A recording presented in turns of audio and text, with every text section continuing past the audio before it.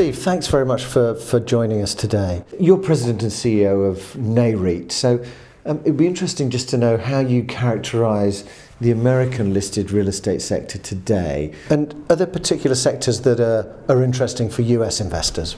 Well, the United States REIT market, publicly traded real estate market, is working and operating with very strong fundamentals right now. The underlying businesses are doing very well. The vacancy rates are very low across all sectors. And companies have been growing their operating income, their FFO, and it's really a tale of strength in terms of the underlying fundamentals. Stock prices earlier in the year doing not so well. Recent months have picked up a bit, and it is true over the last year or so REITs have lagged the broader market, but part of that's a reflection of the strong returns we saw in prior years. And in terms of, if we're looking at US investors potentially looking towards Europe, are there any impacts from the recent EU legislation, particularly regards to MiFID II? So far, MiFID II has not had a detectable influence in the US. It's been talked about at conferences. I think it's being absorbed into the large institutional investment houses and banking houses. But we have not yet seen, from the REIT perspective in the U.S., a significant impact.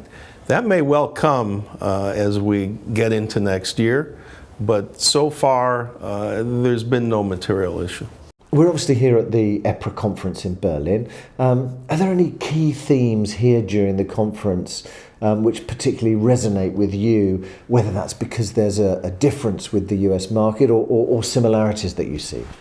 I think the themes are very similar, leading with issues related to technological change, obsolescence of real estate, how real estate can be competitive across the sectors, across the landscape, how to adapt appropriately in economies that are relying more and more on technological issues, and to make real estate far more sustainable over the long term.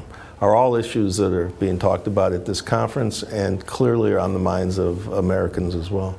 And I know that there's going to be a Nareit delegation visiting European investors together with the EPRA investment outreach team. What are the key messages that you want to get over?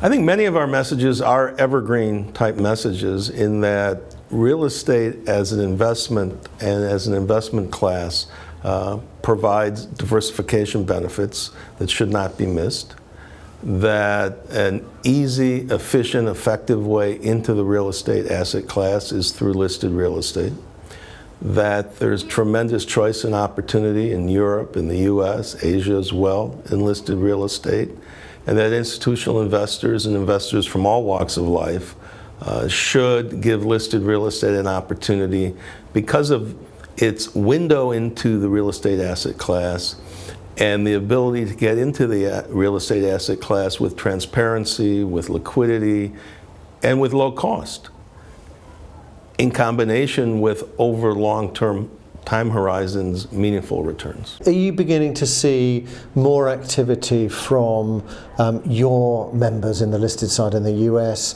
looking towards European markets, and also vice versa with European investors beginning to look more at the US markets? Yes, we see significant interest in cross-border investment. It was developing in a meaningful way prior to the great financial crisis. I would say the financial crisis set it back a bit, but it's come on strong in recent years, and there's a significant interest both ways cross-border. Why shouldn't Americans, Europeans benefit from the best-in-class properties around the world? And listed real estate offers a way to access that, whether it's in the office sector, the retail sector, the residential sector as well. Thanks very much for joining us today, Steve. Much appreciated. Good to be with you. Thank you.